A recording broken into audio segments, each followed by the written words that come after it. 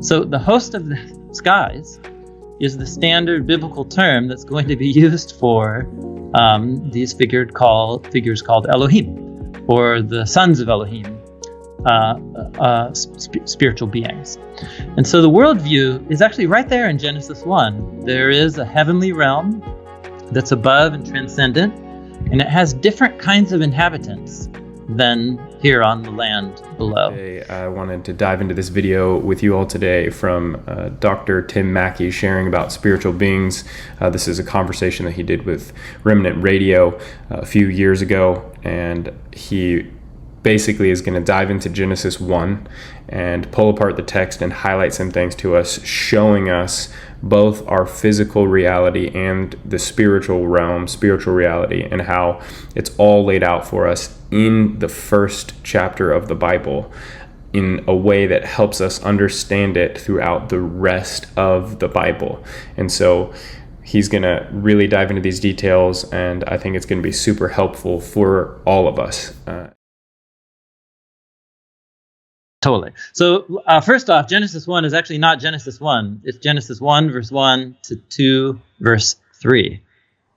And just on page 1, our medieval scholars botched the literary units. And so it's kind of unfortunate. So the literary unit goes from, okay, got it. So, but it's not that big of a deal, because you can still see that the author has repeated all of the words of the opening lines of Genesis 1, and repeated them in the closing lines of Genesis 2, verses 1 through 3. If you do a comparison, it's like a bookend around the 6 days that are in the middle of the two bookends. So what's important for understanding the spiritual realm is, Genesis 1 opens with darkness and wilderness, wild and waste, and then these waters, these dark waters. And we won't get into all of the debates that unfold from there. But what happens, that everybody agrees on, is God speaks over a series of 7 days. He speaks 10 times over the course of 7 days. And the first 6 days, their literary design is really important.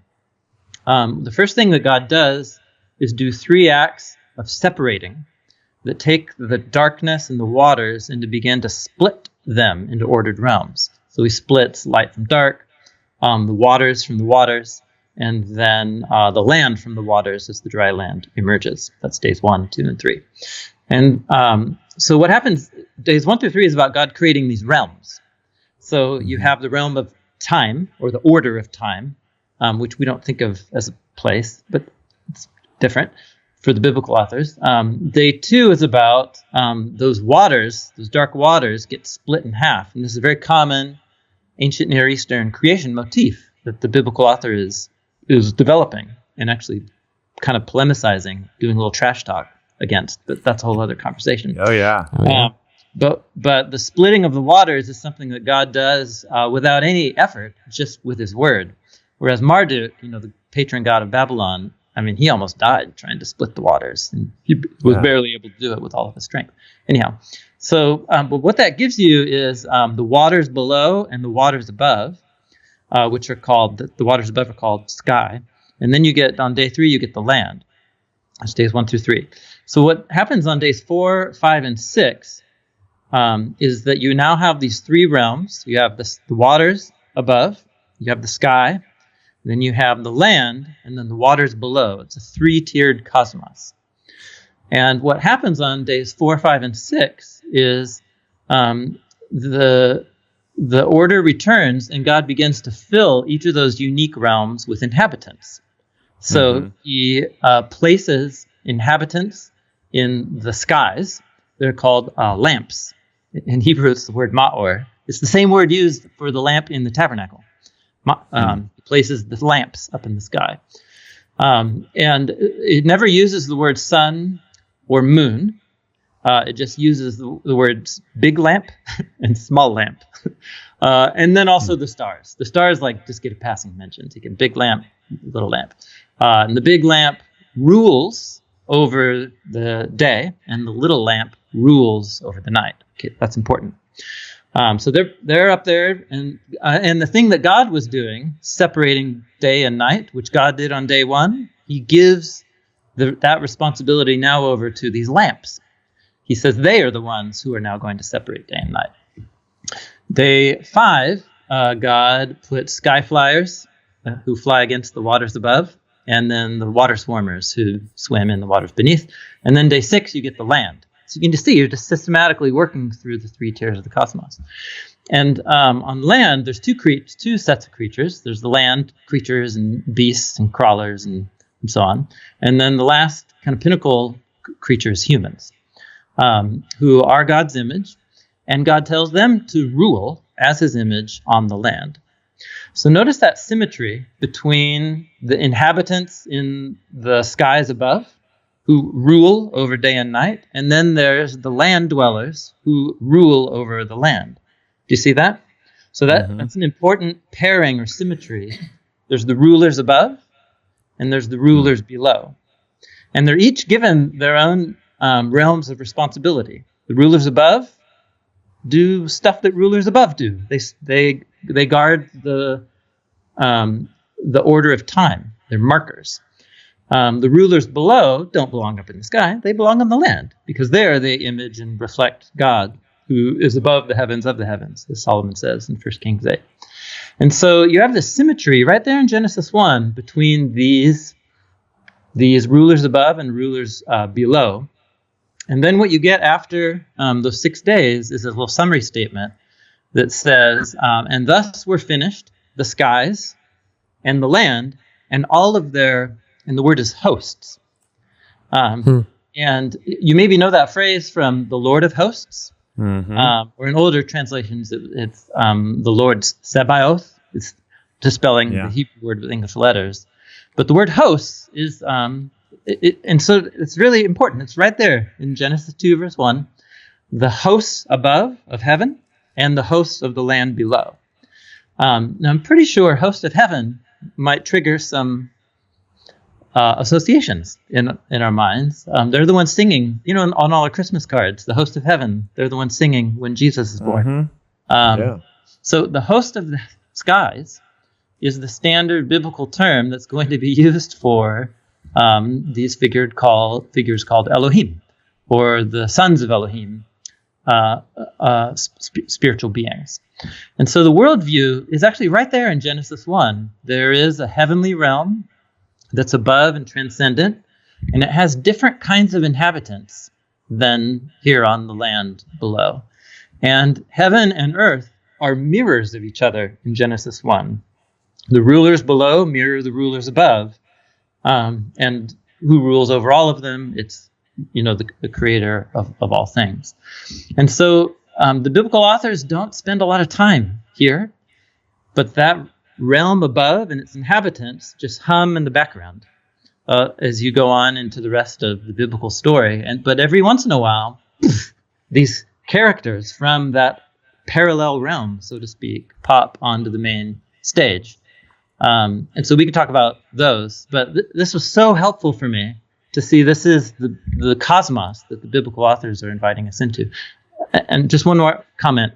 I'm not very concise, and you get me excited about things, and I talk for a long time. Great. Hey, keep it coming. But the Genesis 1 is using vertical spatial language to talk about these two parallel realms, right? Heaven, the heavens above. And that's going to continue right out throughout the biblical story. However, the biblical authors are going to go on to nuance and show that heaven and earth, even though there's the spatial words like up and down, the biblical authors have a way more sophisticated view of these two parallel realms, because heaven and earth can overlap in the same exact space, like in Jacob's dream, where he wakes up, where he has this vision or dream, and he sees heaven and earth are connected by this stairway, ramp, and he sees the host of heaven going up and down, traffic between heaven and earth.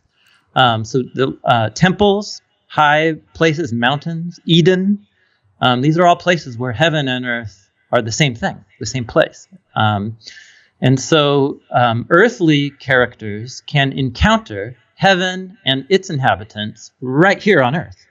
And so that, gets us into a whole kind of other set of questions. It's really cool. But it continues into the New Testament. Paul the Apostle talks about the powers and principalities and rulers that are in the heavenly realms, but then he'll also use those same titles to talk about people and institutions that he sees around him on earth. And so it's a pretty sophisticated view of two parallel realities, and one of them is seen and visible, and the other one is hazy and not always visible to us. But there are moments where we can encounter that heavenly reality right here.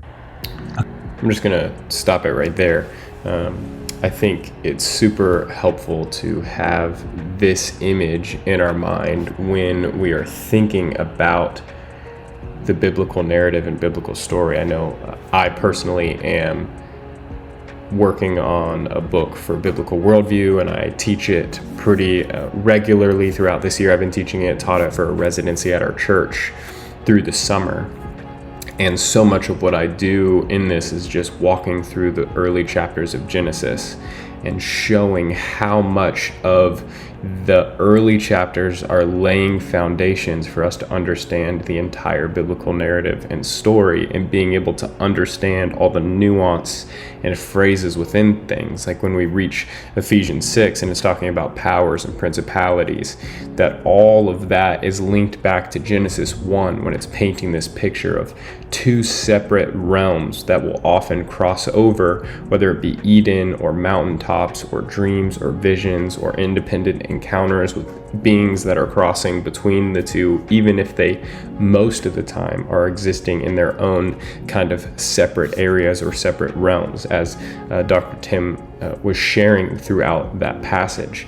So it's really important for us to wrestle with these early texts, really Genesis 1 through 11 specifically, to see what it's trying to tell us and reveal to us at a much deeper level, to understand more fully the rest of Scripture as we go forward. So I hope that this description from Dr. Tim has been helpful for you all in this process of trying to figure out how the spiritual realm mixes with our physical realm and how those things play within each other from a biblical understanding. And here we see that Genesis 1 gives us an image of these two separate realms that have entities that have been delegated rule, delegated authority to them, to those specific areas. And those are the themes that we'll come across regularly throughout Scripture.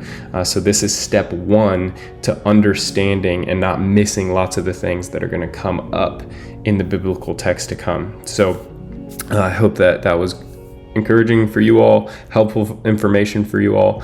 Pray that it blesses you as you move forward in your journey, studying the Bible and in your relationship with Jesus. I hope you have a blessed rest of your day.